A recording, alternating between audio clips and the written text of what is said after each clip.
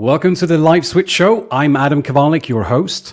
And now I realized that I very seldom actually introduce myself. So if this is the first time you're catching this show, as I said, my name is Adam. I work as a life and business coach, among many things I do and help my clients with. So now you know that in case, again, this is the first time we connect.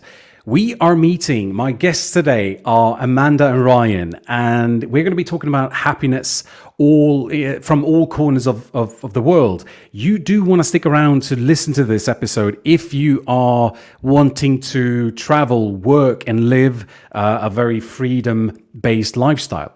Now, before we get into this show, I just want to ask you guys to, if you're watching on YouTube, don't forget to like and subscribe and hit that notification bell. That way you get notified every time we go live, plus every time we release any other content. Also, if you're joining on Facebook, you can then like my Facebook page, Adam Kowalik Life Coach. That's a great way to stay in touch as well. So, right, let's get into the show.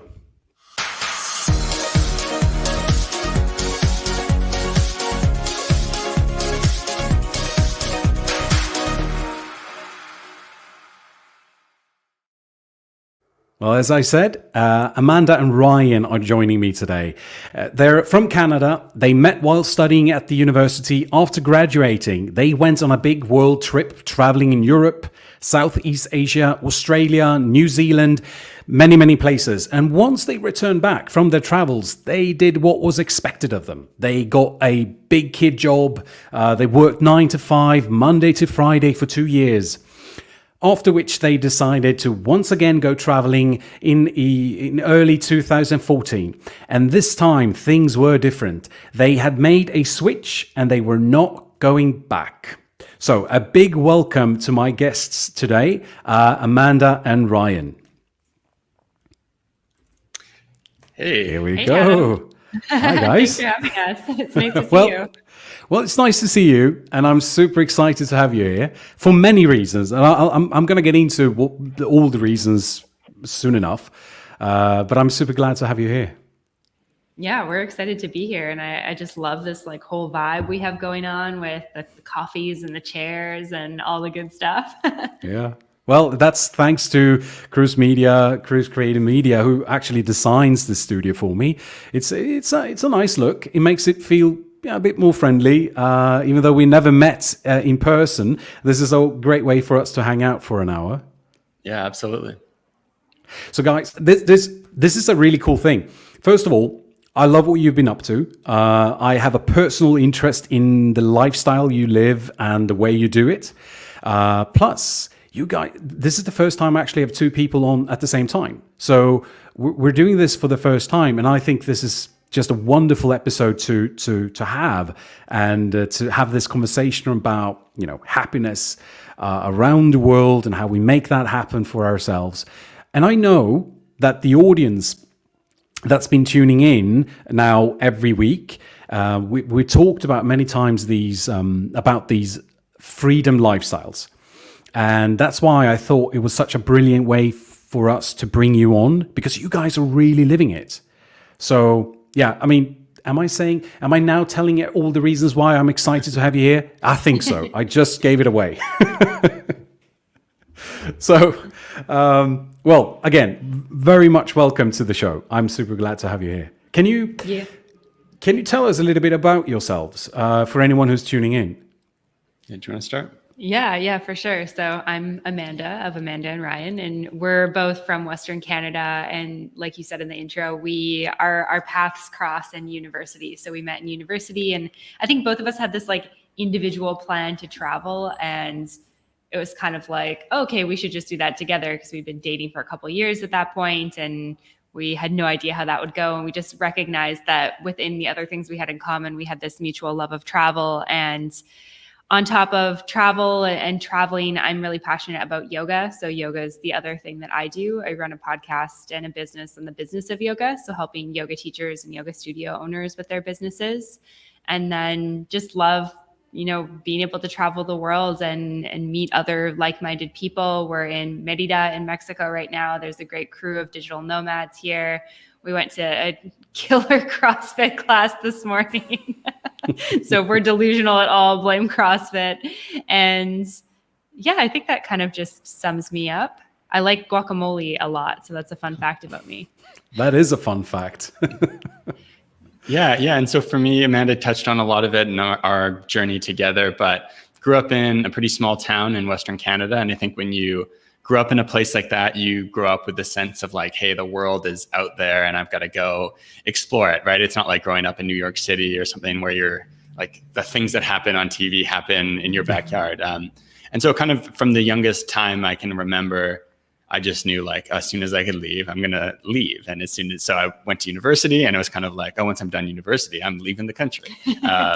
And kind of going and just wanting to explore things and see different places. And that really kind of animated and drove life. And you kind of mentioned it a bit in our intro. We had this really cool experience early on that was kind of more of like a typical like rite of passage gap year type thing. And for us, it really like sparked something. It made us feel really alive.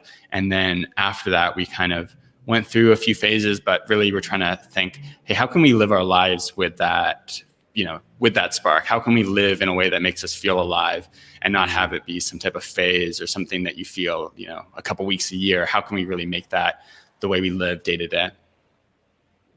That's a good point. I like that. Like it reminds me of something that I have against retreats. And it's not actually that I have a problem with it. It's just when we feel like we need to go to a retreat in order to, recharge. And a lot of times, this has been my experience personally, but also from some of the work I do with clients. We go away and then we come back and life catches up. And we then need to go to another retreat in order to recharge again. And I much rather go like, how can we take a slice back home? Like, how can we do more of that? How can we make the retreat part of your everyday lifestyle? So I like what you said about how can we make that spark the way we live versus the way we vacation or travel. Yeah. We kind of realized we were living on this like extreme pendulum where it was like work, save. Not really fun. Yeah, not really enjoy ourselves. And then like, whoo.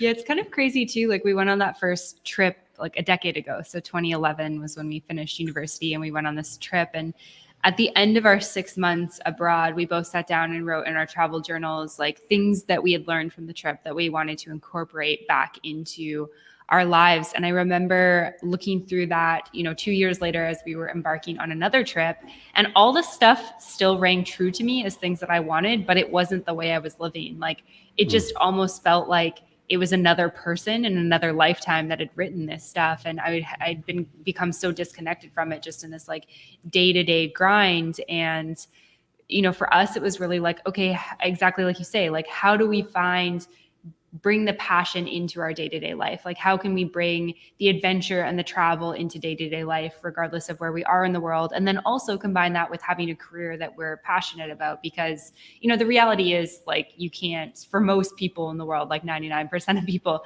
they can't just like, just travel. You have to have some sort of way of bringing in income. And that's also how you're going to feel most fulfilled. So we just were kind of seeking that balance. Like, how do we have the adventure and how do we also have the excitement about work? There are so many things you said right there that I just want to ask more about. And I think I want to start with what you said the last in terms of like finding a way to, travel and make an income while doing it. Like, did you then deliberately set out to create a lifestyle to support that, or did that just happen? Or can you tell me a bit more about, once you try the grown-up lifestyle and then decided to shift back, like how did you really do that? How did you go about that? Yeah. Can I go? Yeah, go ahead. Yeah. So we had gone, you kind of covered up into the intro. We took another 6-month trip. So kind of like stopped our careers midway and we're like, hey, we're going traveling again. We sold all our stuff. And on that adventure, well, actually, I guess I'll rewind. The very first time we traveled, so we were 21 years old. We were in Switzerland in 2011. And we met a guy at a hostel there who had read the 4-Hour Work Week and was like, oh yeah, I'm a programmer. I just travel all the time. And like, you got to, like 2011, that's like an ages ago in terms of how far digital nomadism has come. I don't even know if digital nomad was like a term that even anyone knew of at the time. And I remember thinking like, that's really cool, but like totally not an option for me. Like, I don't know how to computer program, whatever. And so 2014, we were traveling again, having another amazing time, kind of feeling like really alive and thinking, how do we live a life that gives us the stuff we love about travel, but also, allows us to make money? And so, just on one of the great things about backpacking, traveling, is you meet people from so many different circumstances in life. Whereas at home, maybe your like dad's an accountant and your uncle does this thing and your friend's dad does this thing, and maybe like 30 careers. When you start traveling, you're like, oh, I met this guy who like busks, like he plays music. We met this guy who works in like a safari in South Africa. He works like sailboats, people who teach abroad. And so we met a bunch of people who had been teaching abroad. And that was a common thing at that time, 2014, for people who love to travel. How can you make this part of your life? Oh, you can go to Korea, you can go to China, etc. And so we were like, oh, we're going to move to China. We're going to become teachers and teach English. But before that happened, we actually went back to Canada. And when we were going back to Canada, we thought, hey, we don't want to go back to the same place we'd been before in this phase of life that we weren't really happy, where we weren't really living up to what we felt like was our, best versions of ourselves. And so we actually moved to a tourist town in the mountains, knowing that we weren't going to be able to continue with our careers there. I had been working in a corporate job in an accounting office. Amanda had been working in a marketing role. And so we were like, we're just going to get service jobs and do jobs that we really enjoy. And so I ended up working in restaurants. Amanda ending up working in retail. And for us, it was kind of just like making the decision of like, what's really important for us right now is being in a life that makes us feel happy. Like we've been doing this thing where we've just been on this treadmill thinking about, hey, in the future, maybe that's when you retire. But right now you just, do your career, get promoted, move on and on and on. And we were like, no, we want to do something we're happy about, because that's going to allow us to be the best version of ourselves. And so we kind of, took a big left turn from the perspective of our families and our friends from university. And at that time, we started podcasting as well. So we started our travel show and just kind of started doing all the things we wanted to do. We were traveling, we were podcasting, we were learning new things. And then that road is, of course, a windy path, but led us to being able to really go fully nomadic in 2015, 2016. And we've been doing it since then. Wow, that's amazing. And so I guess one final thing would say for us, it was like, and I think it's a bit, especially right now after the pandemic, so many opportunities are out there to find a job that's purely remote. At that time, it was like starting, but for us, it was like, okay, this is our priority. We want to travel. And so we're smart people. We're going to learn skills and attract opportunities that allow us to travel. And that was just our thing, where we weren't ever looking for things that were going to tie us down. And that's how it happened. Mm-hmm.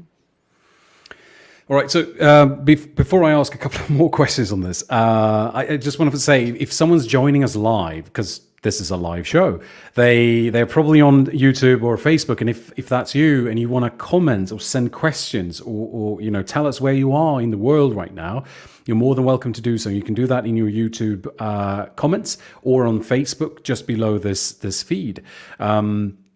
So if you ever want to ask any questions to Ryan and Amanda, just feel free to do so. I know that some people already joined us live. We've got Agatha. Okay, that's a question, yeah? I just want also to make a shout out to Annika, who's in Sweden, telling us there is a snowstorm there right now. So I would just assume she's pretty envious of our destinations. And also we had someone coming in from Tenerife, of course. And yeah, and I think Agatha had a question, and we might be able to bring that up and see if that can shed some light on.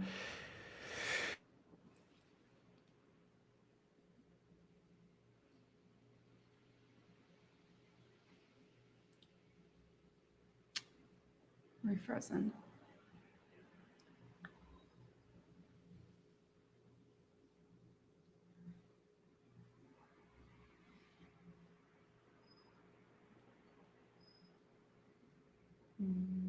What do you think we do? I don't know if it's on our end or on Adam's end.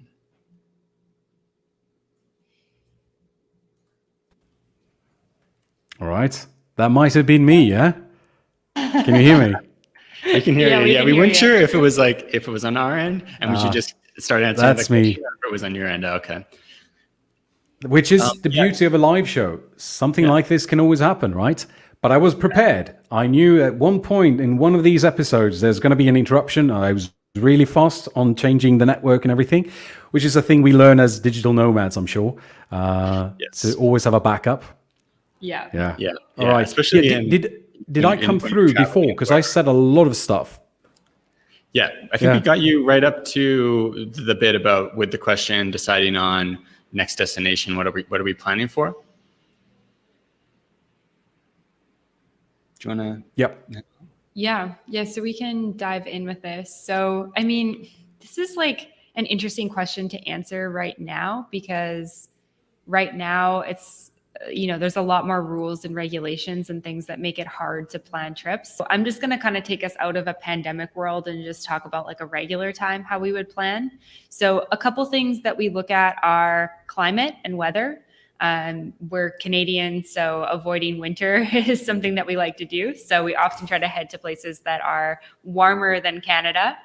Affordability is a big thing. So we look at like how much the cost of living is, especially if we're going to be spending like 1 or so months there, which we usually like to do. Obviously, we do plan like smaller trips, like weekend getaways or 1 week, 2 week vacation type trips. But in general, we like to spend at least a month in a place, and between 1 to, let's say, 3 to 6 months is kind of our ideal in terms of destination. So climate, cost of living. We also look at like, just the other things, like proximity to things we want to do, the language of the place, how, welcome tourists are. And then of course, Wi-Fi is a huge one.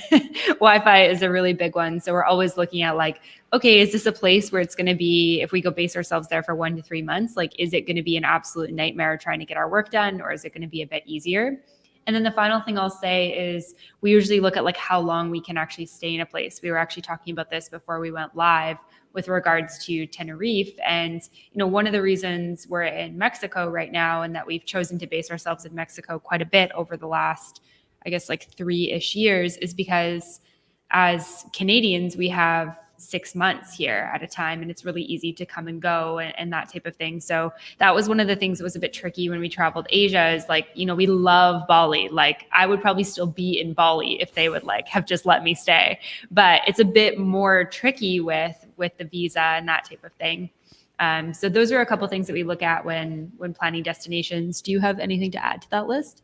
Yeah, no, really, for us, we're pretty flexible. And I think that's one of the great things about being a nomad is you can kind of mix things up. But we'll often kind of have a few different places in mind and then kind of go from there. Or, for example, we're planning to make a move coming up in a month. And so we've looked at a few different cities. We know our friends are going to one. And so we're thinking, okay, we're going to go there.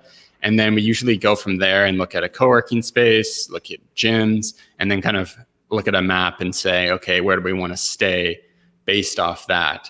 And also being a bit flexible on days allows us to, negotiate on Airbnb and do stuff like that. That's amazing. That's a good thing. The things that you just said about what goes into your planning, is there by any chance a list somewhere online where you've gathered this? Like if someone's like, I love that, that's beautiful, how can I learn more about that? There should be. Yeah. But there isn't. Oh God, you have to put that together. Thank you.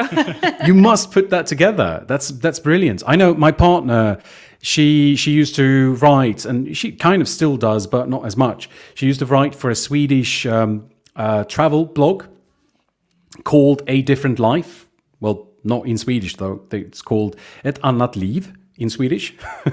And it really features people who live a different kind of life, a lot of times traveling. And one of her most popular posts were kind of like, what do you pack? How do you pack? And what do you plan for? Something like that. Just like a really 10 bullet point list. it's super popular still. It trends. Like she still gets traffic to anything she does from that list. I mean, you guys, that the answer was perfect. You just write off whatever you said and put it on a PDF. It's fantastic. Yeah, definitely need to do that. And I think too, as well, like because we've been traveling a little bit over the past 5 months, had to do mental math there. It's kind of taken on a whole new dimension of like, hey, how do you plan for travel when out of nowhere cities are like closing everything or countries are adding new tests and stuff like that? So it's been another thing. So we need to do a podcast where we talk about all of that stuff. Good idea. Good idea. Well, we have one other question as well from Annika. I think we can bring it up, see what comes through. So guys, do you think that you took the step at the right time in life before you sat down with a house, land, children, etc.? Could life have taken a different turn? Yeah, it's an interesting question. Like, I think that we did take the turn at a good time. Like, we weren't too settled into careers. We didn't buy a house. We didn't own any land. We didn't have kids. We still don't have kids at this point. So I think that, obviously all of those factors make it harder to leave. If you've been in your job for longer than 2 years and you're getting paid really well, and maybe you have like good pension plans or good benefits or something like that, if you have a house, it obviously makes it a bit more tricky. But I think ultimately, like, those are just things, right? Obviously, kids are humans, and kids can go wherever you can go in most cases. But the other stuff is just stuff. Like, there are options for talking to your manager about a leave, or going digitally, or going online if you do like your job. Houses can be rented out or Airbnb'd out or sold if that's the route you want to take. And I think that, I guess what I'm trying to communicate is, like, I don't ever think there's necessarily like, oh, I'm not in my mid-20s anymore without these obligations, so I can't do this. I think that if it's a lifestyle you want to do, it's like, there's definitely lots of ways to make it happen, and the journey doesn't have to look the same way as ours did. Yeah, I think I'd add for us, I think we both kind of felt like we were on a pretty strong conveyor belt in terms of like, we finish high school and then we're from like families where you go to university. And for me, it wasn't even like, I had never once considered the thought that I couldn't, like that. Some people are like, oh, I didn't know if I wanted to go, or like, maybe it wasn't for me. Like, never once had the thought enter my mind that like, you could not go to university. That was like a thing you could do. And obviously that's like a privilege to be in a position where I could go, but it's also like kind of, not being in a position where you think, hey, what do I want to do with my life? Does this serve me? It's just like, you're on the conveyor belt to like, do this, get a job, keep it moving. And so for us, I think when we started out, we felt maybe more of like a rebellious streak of like, we don't want to own things, like, I don't know, your typical person in the early 20s doing stuff like that. But I think what we've come to appreciate on this journey as well is that really like being self-directed is so important. And for some people, like for us, we both love going new places and learning new languages and exploring things. And that brings us a lot of joy in our lives. And we want to have a family and see how we can incorporate that into our lives.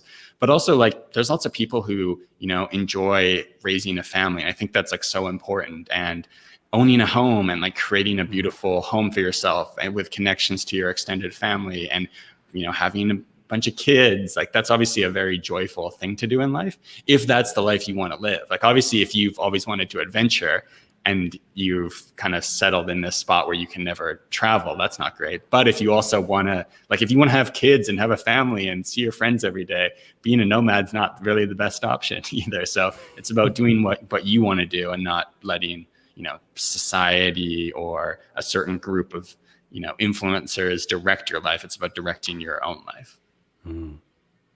Good point.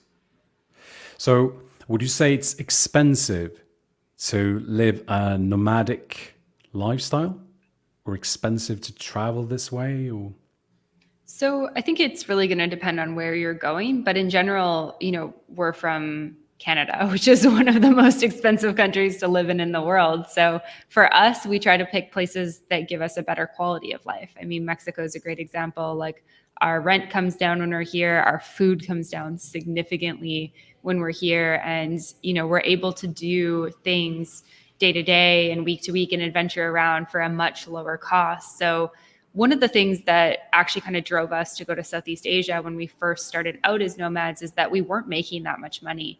And, if you live in a major American, European, Canadian city, you're going to have to make more than like $1,000 a month to even live. Like that's going to just be basically covering your costs versus if you're somewhere like, Chiang Mai or Ubud or, some other, Southeast Asian city, you're going to be able to allow your money to stretch a lot further. And Mexico is I think getting a little bit more expensive as more and more people catch on to this thing. But it's like even Mexico is like very affordable if you are just kind of starting out and maybe not making a full salary. So I think it kind of depends very much where you go, what you like to do, what type of food you like to eat, what type of accommodation you like and whatnot. But in general, I would say like life in Canada is more expensive for us than nomad life is. Do you feel like you ever had to say, sacrifice something in order to live this lifestyle of yours? Yeah, I think definitely when it comes to certain friendships and communities and like, I think there's some like family stuff there, but like when you're traveling, and I think during the course of the pandemic, more and more people are like doing things online. And so you may be able to connect with people you weren't able to connect with before. But I think for us over the past 5 years, we really had to create a new community of people. And we've now got lots of different friends all over the place, and here in Merida, even a good group of friends. So, but I think you definitely sacrifice that. And like, there's something amazing about, seeing the same friends every weekend, or, Friday nights you go with your, guy friends to the bar and or watch like a hockey game, that type of thing. And you just don't really get to do that when you're a nomad. And maybe it's like you spend a month in a city with a couple friends, and that's lovely, but then you go your separate ways and you're left kind of thinking, oh, it'd be great if we all lived in the same place. Yeah, for sure. Yeah. And then I guess one other thing would be maybe more superficial is like, there's obviously anywhere, like if you're from Sweden, I'm sure there's things you miss about Sweden, or for us in Canada, there's certain things we miss about Canada. So when we go back, we'd have to like, maybe gorge on those things for 2 months so that we can make it a whole year without them. Yeah. Buffer. Yeah. Yeah, exactly. Yeah, for sure. Yeah. I think it's just an interesting question also, because I think from my experience, a lot of times,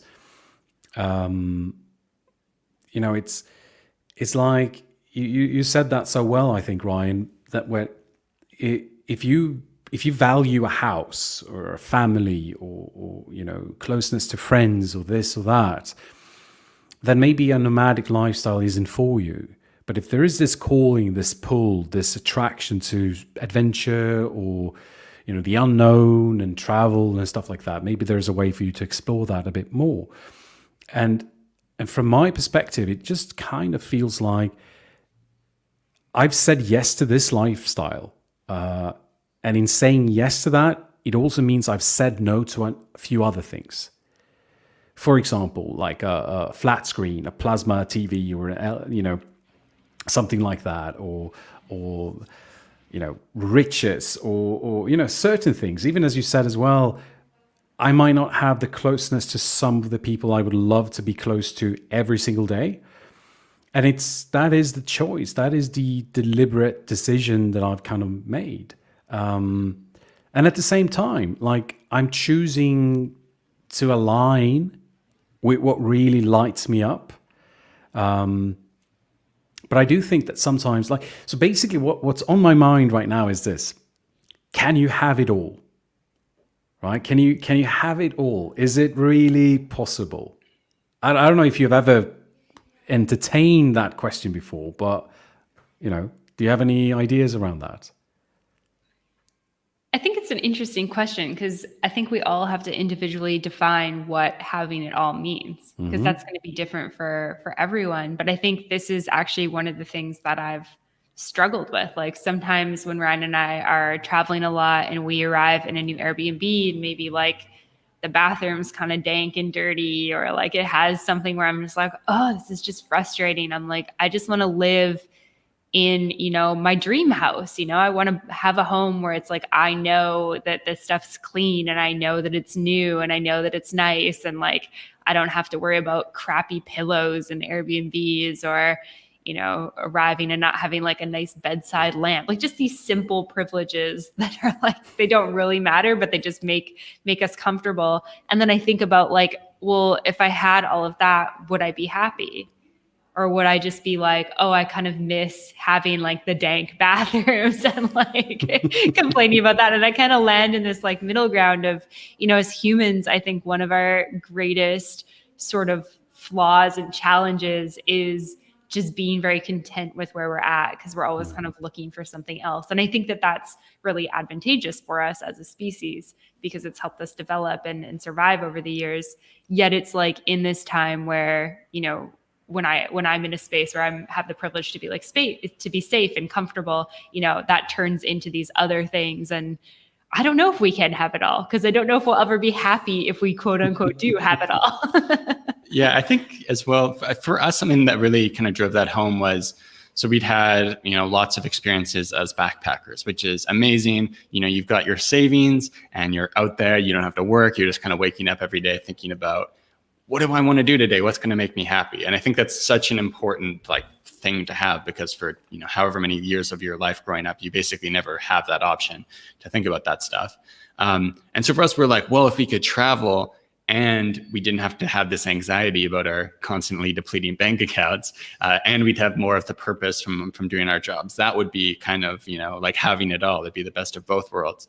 And so we started traveling and working at the same time. And you kind of quickly realize that this is something different. So, it doesn't feel as free. You'll be, doing something cool and you'll be thinking, oh, I've got that email from this person to deal with. Or maybe you'll be working, you're in a new city and you think, hey, I would really love to go get some food, or I don't know where to eat. I wish I could just have a go-to restaurant. So it definitely is something where you're traveling and working, and it's a mixture. And that's kind of like Amanda said, as humans, we get accustomed to things. And for us, having done this now for 5 years, you get kind of used to this being what life's like. And you have to remind yourself of, it's so amazing, because being in Mexico, for example, you'll wake up and you'll be like, oh God, it's hot here. I wish it was a little bit colder.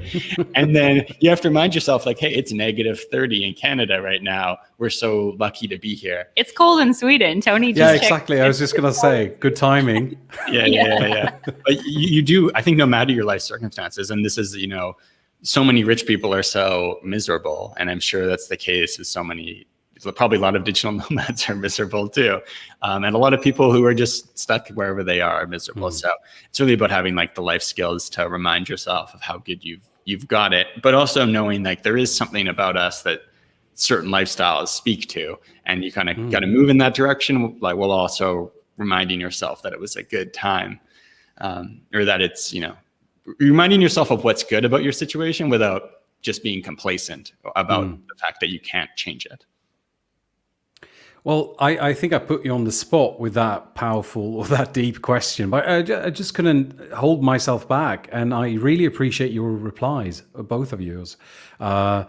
It's not an easy question, and it's going to be on my mind. I'm sure of it. I'm going to come back to this in some way throughout this week.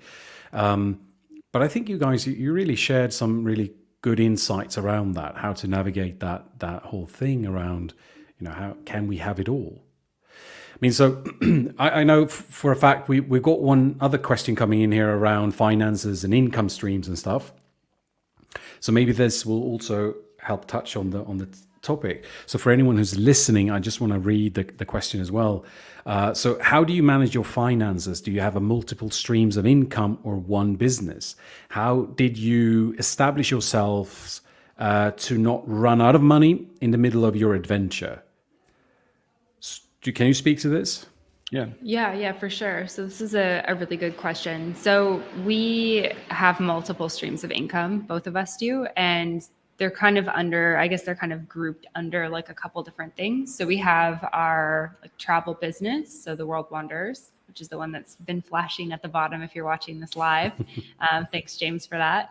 And then I also run a yoga business. So I work with yoga teachers and yoga studio owners, like I said at the beginning, helping them with their businesses. And with that, I work with a couple different studios, and then also do like a bit of other consulting work for, a couple of different companies.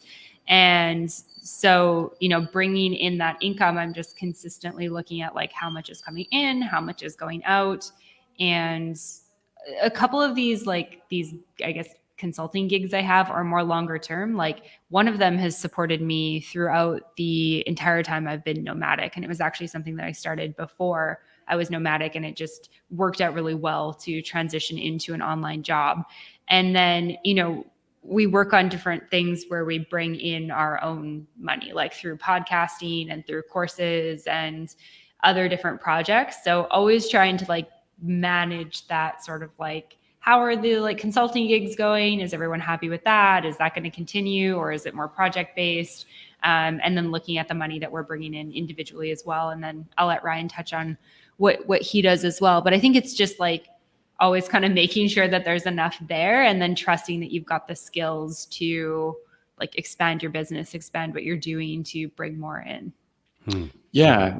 And so for me, I think we both kind of been on like a journey as our actual like travel journey's gone, our career journey's been happening. So when we started out, we were kind of just going with the first things that we had that would allow us to make some money while traveling. So we just signed our first sponsors for the podcast. We have both had kind of part-time roles working as coaches for something. And then actually for 2 years in my stretch, I actually had essentially a full-time job that I was doing. And one of the reasons we came to Mexico was that I had to be on North American time zones.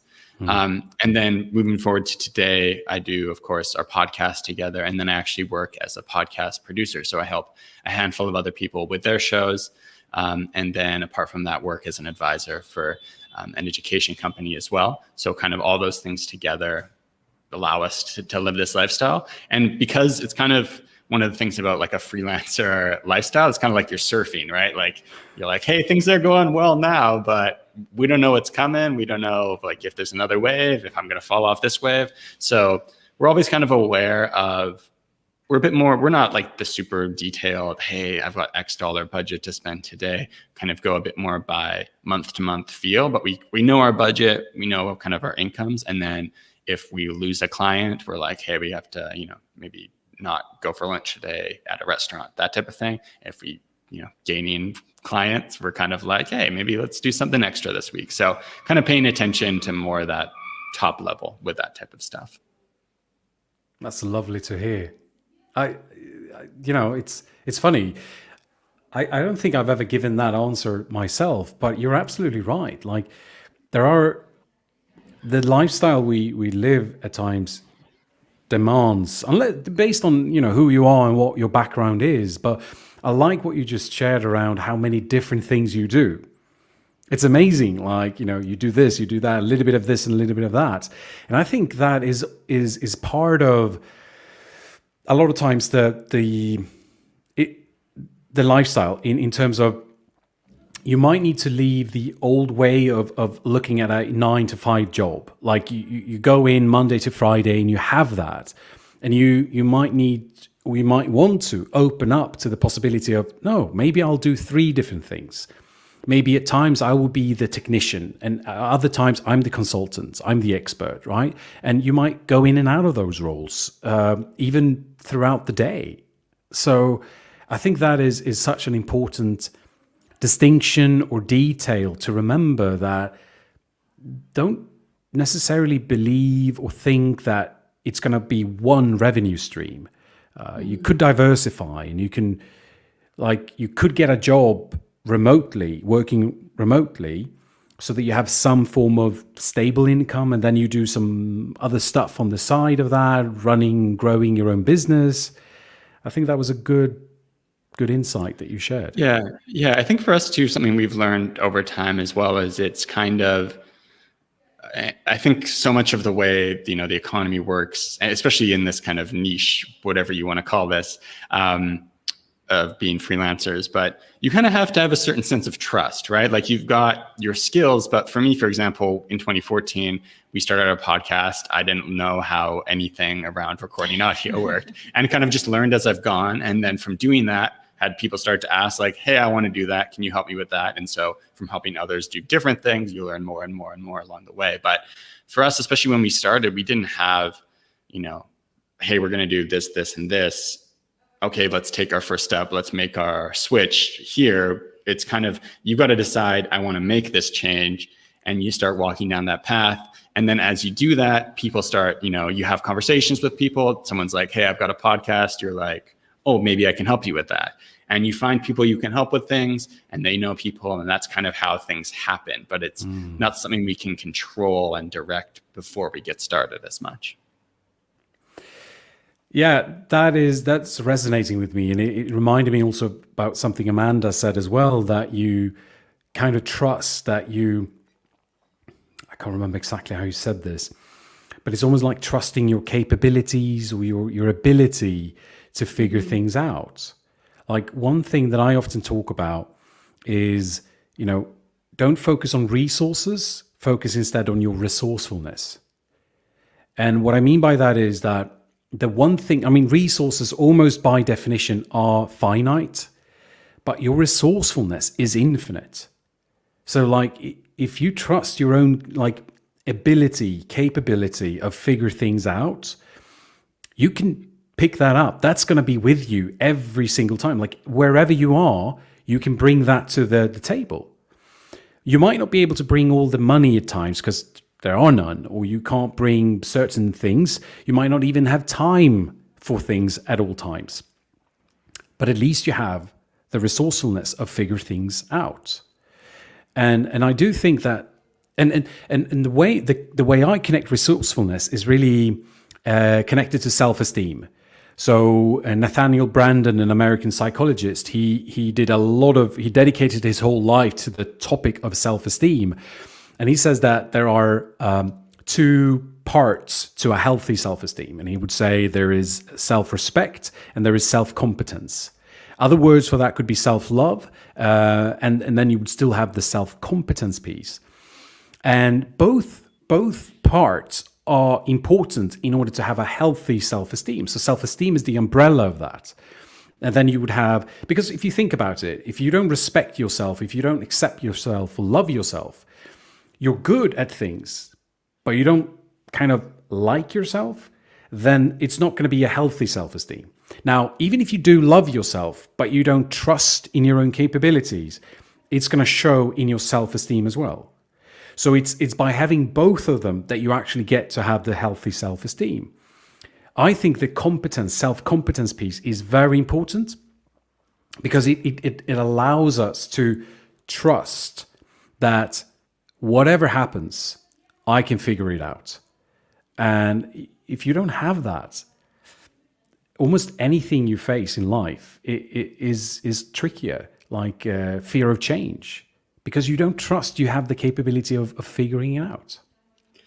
Yeah. It's funny that you mentioned Nathaniel Branden because we both really like his work and his books. And we actually, encountered 6 Pillars of Self-Esteem on that trip in 2014 I was listening to it in Peru around the time we decided that we wanted to start a podcast. And we actually have a podcast episode where we talk about the 6 Pillars of Self-Esteem and how we felt like, actually for us, the travel was like kind of, like a good ground to nurture self-esteem for those various reasons. But yeah, like you said, I think you need to have both of those parts, and it's something you notice because I think travel especially can become kind of like this chasing the dragon type experience where you meet people who have dedicated themselves purely to travel, and they're like, you get in a group with them and they're talking about, they can't appreciate travel for enjoyment. It's all about, oh, what have you done more than other people? And you'll meet people like, oh, you haven't been to like Moldova or like Eritrea, like you haven't really traveled. Oh, this person like didn't really go to this country, this type of thing. Because it's like, they're going down this route of something they love, but they're not building, a full character. They're not doing anything that makes them feel competent. And so they're left, nitpicking why they're better because of this one thing they did. True. Good point. Yeah. How interesting that we all three are very fascinated with Nathaniel Branden. Yeah, it's I mean, Six Pillars of Self-Esteem has been like one of the most life-changing books that I've ever read. I think we've both went through it a couple times now and probably due for a reread soon because there's always good stuff you get out of it. I just remember it being like exactly what you were talking about, like everything having to do with self-confidence and our ego and self-respect and liking ourselves with stuff that just like was so eye-opening for me the first time I read it, and just really opened my eyes to the way I'd been living and kind of this like creating this facade of happiness versus like actually finding happiness. So if anyone listening to this hasn't read it, I definitely recommend it. It's really good. Yeah, and I'll just want to echo that. Like any book by Nathaniel Branden is a good book. So there is one very self-explanatory, the title, How to Raise Your Self-Esteem, which is just also one of the brilliant books of Nathaniel Branden. I just, it's any one of them, really. It's fantastic. So I'm curious. Did you want to add something, Ryan? No. Okay. I don't know if this is allowed, like, based on how deep you're going to go on this one, but what's the weirdest travel memory or situation you've been in? Do you have one or several, perhaps? Oh, that's a good question. So the one that jumped to my mind is kind of dark, so I don't actually want to share it. But yeah, exactly. One that's better. I'm trying to think of what one that would be. The Brazil thing. Oh yeah, that was weird. Do you have one? Weird or unexpected? Oh, I'll share one that's kind of like serendipitous. So we went to South America in 2014. The very first hostel we stayed at one in Bogota. And there was this guy there. He was Spanish, but he grew up in Switzerland, I think, Pedro. And we met him, had a good time, went out to a bar. It was really fun.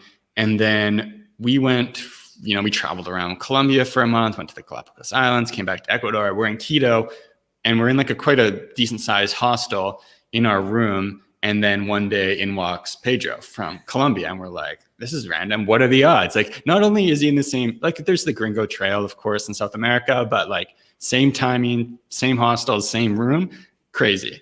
Chat, hang out a little bit, go our separate ways. We go from Ecuador to Brazil. We travel Brazil, Argentina, Chile, spend probably like 3 months working our way up until we're like in northern Argentina, about to go back to Chile and Bolivia. And we're at a hotel there.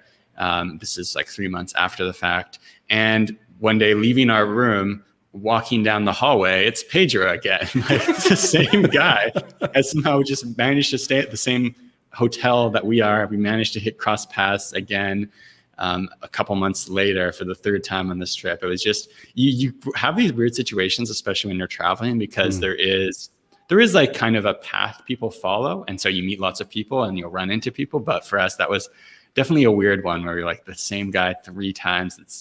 It's too crazy. Do you know what's weird about that too is we never got his contact information. Yeah, we never were like, hey, we should get in touch in case we cross paths again. It just kept happening.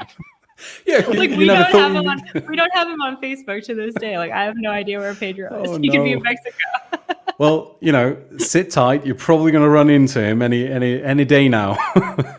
Yeah, that actually jogged my memory to a really similar sort of strange experience. This was in Southeast Asia back in 2011. And there was this couple that kept appearing in the background of our photos. Oh. So we had seen them on a bus. And when you're traveling like the Gringo Trail, I guess it's probably not called the Gringo Trail in Southeast Asia, but it's essentially like the tourist trail, the backpackers trail there. Everyone like ends up wearing like really bright like singlets and shorts and stuff. Cause at the time, this was back when you could do like the tubing and Lao and people are going to the full moon parties. Keep in mind, we're like very early 20s at this point. So we see this couple, they're like have bright clothes on. So I recognize them and have, noticed them. And then I'm looking through photos from we're at Angkor Wat in Cambodia, and they're in the background of our photos. And then again, it happened in Vietnam, the same couple, and they're wearing the same bright clothes. So I knew it was them, but we never talked to them. I don't have any idea who they are, where they're from, what their deal is. They were just crazy. In the background of like a series of photos, and we only saw them on one bus. Yeah, that is crazy. Well, we had a comment from Andrea, my partner, who had a very similar experience with someone she met from Switzerland when she was traveling in Southeast Asia, and they ran into him 4 times and ended up traveling together for a bit. So yeah, it does happen. It's funny enough. I sometimes think that this is how I have to say that one way that I actually built my business was by just being around like-minded people. So I kind of built my coaching business while traveling. So, you would go to a retreat location or an ashram or something like that, and you run into like-minded people, and, someone says, hey, you should go there, and hey, meet my friend, and da-da-da-da-da, and you stay in touch. And that's how I kind of grew my business one person at a time. And I did find out, like, my experience was that so often, because we're like-minded, we do go to the same places. We think alike. A lot of times, absolutely not.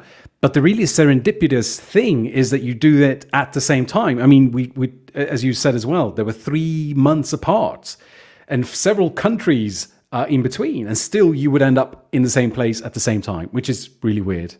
Yeah, but extremely fun. Yeah. Yeah, I guess probably like a statistician might tell you, like, well, if you met like 200 people, the odds are you're going to run into them at some point. But it is pretty crazy and fun to experience. Yeah. Well, that's cool. It's nice of you to share that. I think it's, for a fellow traveler, we all have these stories in some way. So I wanted also to ask, and maybe we kind of already covered it, and if not, then you now have a chance to maybe support some of the listeners here. So if someone's now listening to this and feeling inspired and going like, yeah, I wish I could do this. We talked about how you can build multiple streams of income. That way you build a little bit of flexibility, how you figure things out while you're traveling. But you've been doing this for a long time. You run your podcast, and I imagine that podcast then allows you to connect with people in many, many ways. What would you say to someone who's now considering, doing something similar to what you're doing, living a more nomadic lifestyle?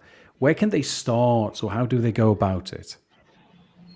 Yeah, that's a great question. And there's, I guess, lots of different things with that, but we'll try to be succinct for the sake of time. I think the biggest thing is like figuring out where you want to go, deciding, what you want to do and what's kind of like on your bucket list for experiences. And then once you've narrowed down to like at least a part of the world or a country you want to start in, I would start looking at like nomad groups or expat groups on social media. Pretty much like all the big kind of like cities that have digital nomads now have some sort of like either expat or digital nomad group. Join that group on Facebook. You can get a vibe for like what the people are like in there. And then, in general, I feel like nomad communities are very open and welcoming. It's one of the things that I think we really love about like being a part of this community is that you just are fast friends, right? Like, you have something in common already because you love travel and you're abroad, and you're like, it's not the same as at home where somebody has like that set group of friends and it's like you kind of got to work to get in there. It's like, oh, you're here, cool, like we're doing this tonight or we're doing this weekend, do you want to join? And but just get a feel for that and see like what people are up to. You can ask questions like, what gym do you work out at, or what yoga classes do you like to go to, or who here likes to party on the weekends, depending on what you're into, or is there hiking in the area? You can meet some people, and then if it feels like a good fit, you can start looking at, the things that are important to you. So for us, Ryan mentioned this before, we always look like co-working space, gyms, or some access to like fitness or nature. And then we start like mapping out Airbnbs based on that, make sure it's in our budget. And then from there, we go ahead and book that. Once we've kind of got all of that lined up plus flights, then we'll be pretty much on our way. So it's just a matter of like deciding what you like to do, what's important to you in a place, and then deciding from there. I saw somebody in a big digital nomad group the other day say, hey, like I'm heading to Mexico, like what's the best city for nomads in Mexico? And I'm like, I mean, it depends what you want. Like, are you a foodie? Do you like nature? Do you want the beach? What climates do you like? Do you want to be near mountains? Are you looking for more of an experience where nobody's going to speak a word of English? How good of internet do you need? Is a co-working space like necessary for you? So everything's going to be kind of different and determined based on like your job, your lifestyle, what you're looking for, et cetera, et cetera. Yeah, and I guess I'll add, and maybe I'll focus a bit more for someone who's starting up and also at the start of their career, because I think especially nowadays with, there's just been a massive boom in online jobs. So if you're pretty established in your career, it might just be as simple as, find a remote job and then you're good to go. But especially if you're early in your career, I think that having some savings, having a somewhat steady source of income, and then having a creative project are like the three keys. Having a way to meet people and to build skills is super important. And I think that's one of the reasons podcasting is so amazing. Like if you're interested in something, you can start a podcast about it. You can start talking to people who are doing that thing you like. You meet them, you learn more about how you need to navigate. What I think, especially getting started, one of the great secrets of being a digital nomad is you can really lower your budget. So if you're, trying to get by in a European city and you want to just say, hey, I'm going to Chiang Mai, I'm going to live in kind of a mediocre apartment, you can save a lot of money and kind of have quite a long runway with your savings. We often tell people who are just at this stage of like, I don't have any skills. Like, how do I get started doing something like this?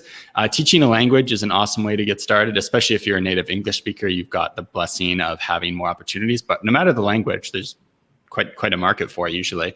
Finding a way, maybe teach English, maybe you start, a creative project where you're learning some skills and get to a place where there's like-minded people. Like you talked about, Adam, that's such a key. So if you go to Chiang Mai, start hanging around at nomad meetups, start asking people like, oh, this guy's got a business. Maybe I can be an intern for him for a month, just do it for free, learn what he needs, talk to people, learn about what they need, start developing those skills, and kind of go from there. So I guess the recap would be have a creative project that allows you to meet people and develop skills, have some sort of source of income. Teaching a language is a great one, and probably save up a little bit of money before you get started, and then go to a place that's going to be really cheap. So Chiang Mai is a great one. Medellin's a great one. Mexico. Ubud. Yeah, Ubud, Mexico. But try to prioritize a place where there's going to be that community where you can get to know people and get a sense of like, how are people doing this? Because that's so valuable, and it's something that's kind of hard when you're not doing it. Yeah, that's fantastic. Again, what a wonderful list of resources or ideas on how to get started and what to do once you're on the road. I think it's brilliant. I especially like what you said, Amanda, about getting clear on what you want. Right, before you set out, just be clear on what you want. And as you're saying as well, Ryan, be creative and connect with people, and especially what you said, figure out what they want, what they need. I think, I have this saying, as long as you can make a big enough difference in someone's life or business, there's a way for you to make a good living. Mm-hmm. Mm-hmm. Right? Because it's really is that. Like if you go into a place, a group of people, and you start listening to what they need, what they want, and you find ways to bridge that gap, you find ways to make a difference in their life or business, they're going to be willing to pay you. They're going to love to pay you, right? So it just, sometimes you don't even have to have a certain thing created. Tap into the market, tap into the group, and understand what the needs are.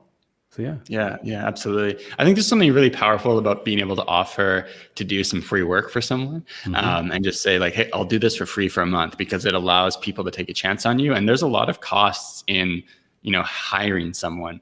And so even, getting that foot in the door by able to say like, hey, I'll do this for free for a month just to prove that, I can do it. That type of thing can really go a long way. And it's been helpful for both of us as we've gotten started as well. Good tip, definitely. So before I ask my kind of final question, where can people connect with you? Obviously, we've got things running on the screen right now. They can connect with you on your social media platforms, but you have other places as well. I know that you obviously your podcast, but you're running courses. Is there anything else like you want to direct people towards? Yeah, so everything that's at the bottom of the screen is great. I'll say it out loud for anyone who's listening. So you can find us at theworldwanderers.com, on Facebook and Instagram at The World Wanderers Podcast. And then you can find the podcast, which is The World Wanderers, on any major podcast platform. So we're pretty much anywhere where you listen to any podcasts. And then the other thing I'll mention, since we are talking about, working and traveling, is we do have, we call it the World Wanderers Insider, and it's a bonus feed specific for people who are looking to set themselves up working and traveling. So how to become a digital nomad, essentially. And it's through Patreon. So it's patreon.com/the World Wanderers. And it's $5 a month, and you get one full piece of content per month. And what we've been trying to do with that, we've had it for about a year, so there's quite a bit of episodes backlogged there, is interview people who are doing things that aren't just in the travel space. So sometimes we like to travel, but we're like, I don't really want to be a travel influencer. I don't really want to be a travel blogger. I don't want to be working with travel. So we've talked to people who are doing things from, copywriting, copy editing, YouTubing, I don't even know if that's a thing, YouTubers, showing my age here. Through to, if you do want to do stuff in the travel space, we've also talked to those people. Plus we've shared our own experiences, and everything we've learned over the last 5 years is there. Yeah. And then that's basically the best way, follow World Wanderers podcast on Instagram. You'll see both of our personal feeds through there and connect with us that way. And then, on your podcast app, the World Wanderers podcast, we have a really cool episode coming out tomorrow, so Thursday, with a guy who's been traveling for quite a while during the pandemic and has been in Tanzania recently. So some cool adventures we'll be talking about there. That's amazing. That's amazing. And especially the Patreon site. I'm going to look that up. I think that sounds brilliant. Fantastic. Thank you for sharing all of that. Yeah, thank you. So for, maybe a final question. So you say that you have the opportunity, you've given the mic of the world, and you have 15 minutes to say anything you want to the world, and the whole world is listening. What's the thing you would say, or the things you would share with the world for 15 minutes or something like that? Yeah, so I think that I would get everyone to turn their phones on airplane mode, and then I'd get them to close their eyes if they were comfortable with that, and just be silent for a couple of those minutes and really tune into what they feel excited about and what makes them come alive. And then I would do that for the first maybe half of that. And then the next part, I'd love for them to come out of that and write down what they feel excited about so that they can actually go after it. Because I think that we can have these conversations about our lifestyle and, what we like to do and stuff. And some of it might resonate with people. Other people might be like, oh, that sounds horrible. I really like where I live and whatnot. But I think at the end of the day, my big thing is that I think the world would be a better place if we tuned into what really makes us feel excited and come alive. What makes us want to get up in the morning? What are we passionate about? And I know that, privilege comes into play with sometimes we have to work jobs and do things that we don't want to do. A lot of us, most of us have to do that at some points, ourselves included. But we have a lot of hours in the week that we can spend, chipping away at creating a life that we feel excited about. And I think that we're the only ones who can decide that. Sometimes I go on social media and it's everyone's telling me what I should be doing, should be feeling, should be buying, should be doing next to my business. And it's great that those resources exist. But I think that at the end of the day, we take all these shoulds and we need to process them really quietly and silently within. And we just don't have enough time for quiet time with ourselves. So that's what I would do. That's probably the yoga teacher and me getting a little woo-woo. I love it. That's absolutely powerful. If we cut that out and put that on a website like that, that's a beautiful exercise. That's a beautiful invitation for anyone to go, what do I want? What do I need? I think it's brilliant. Thank you very much for sharing that, Amanda. And Ryan? Yeah, I think for me, I guess it relates back to a couple of things we talked about, and maybe wouldn't be the best message to blare over a large microphone. But I think doing the things that we want to do in life is really important. I think so much of the problems you see in this world where everyone wants to control everyone else from all sorts of perspective. We're so obsessed with what other people are doing. I think it's because we have these souls inside of us that are dying because they're not being realized, right? Everyone has a thing they want to do in life, and we convince ourselves out of them. We talk we talk ourselves out of it. So for me, like from the age I was little, I'm like, I want to write a book, and I still haven't done it. I'm working on it. But it's the type of thing that like haunts me, when I wake up at night, or why haven't I done that thing? And so there's so many things that we have been able to do together, like the traveling and the adventuring. And it's kind of like you do it, and then that, ghost goes away and you're on to the next thing. And you realize, hey, maybe that wasn't everything. Like maybe writing a book didn't solve all my problems, but it allowed you to kind of learn a whole bunch of stuff and realize, hey, there's something beyond that. I think there's always going to be something beyond that.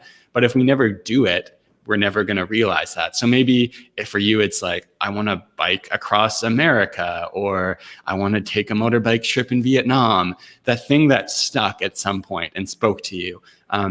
Usually you know what it is, and just go find a way to do that thing. Even if it means like making a decision that doesn't seem smart, or that your parents are going to be like, oh, this is going to hurt you in like 10 years in terms of your career or income potential. Go do those things. And that opens up so many doors in the future. It's been so important for both of us, I think, and is really, really a great way to, start doing what you want to do. I love that. I love how everybody right now got the permission to go do that stupid thing. Yeah, that's brilliant. Yeah. Well, thank you very much for that. I really love all of your answers to my questions and the things you've been sharing, and especially the message that you are putting out there. I really want to say that, like, if you haven't already, follow these guys. Go onto their podcast and make sure you check out those episodes. I'm sure if you're interested in this, it's definitely a valuable resource, and I'm super grateful for having you guys on the show. It was an absolute pleasure. Thanks, Adam. Yeah, thanks so much for having us. This has been really fun. Fantastic. All right, guys, thank you very much for joining. Well, thank you for joining this show as well. And, if you caught it live, I'm super grateful for your interactions and your questions and comments and stuff like that. And if you're catching the replay, I am very grateful for you taking the time to have a look at this. I know that this is a very, very hot topic. Like, it is important. I know some people have reached out to me from some of the previous conversations we've had on this show, where we do talk about these things. We talk about how to live the life you want, living life on your own terms. And I think Ryan and Amanda, they're doing a great job at it. And they had a very, very, I think, down to earth kind of way to share their story, and ways for anyone to really start dipping their toes into that. So I just want to say thank you all very, very much for joining this episode. And if you're joining on YouTube, of course, like, subscribe, and smash that notification bell. That way you'll get notified every time we go live. And if you're on Facebook, don't forget to like my page, Adam Kowalik Life Coach. That way you can always tap into these episodes and everything else that we put out there as well. Okay, guys, thank you for joining. Take care. See you next week, 6 p.m. London time.